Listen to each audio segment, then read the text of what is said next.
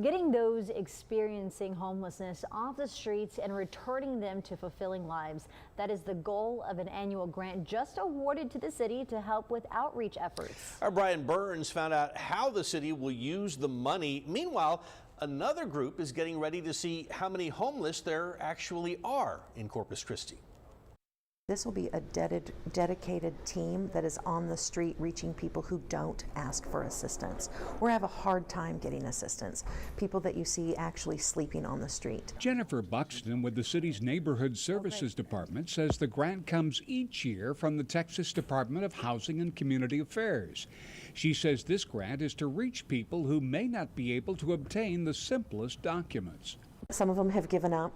That's true, but an outreach team can help them take small steps. Okay, what's the first thing we need to do to help you get into services?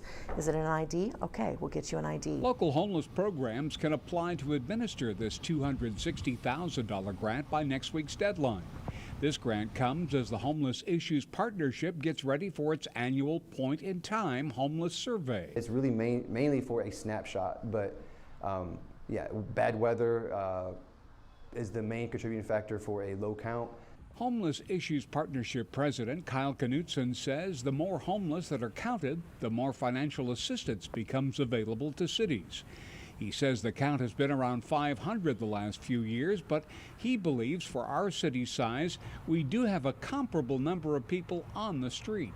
I think the more accurate numbers between 600 and 800, I think would be a good accurate number, depending on the season and just the amount of individuals out that day. We did approach several homeless to ask them about the surveyors, but they declined to go on camera. The survey takes place next Thursday, and Knutson says they could use more volunteers. You can contact him at the Salvation Army to sign up. Brian Burns, 3 News. All right, Brian, thank you. Now,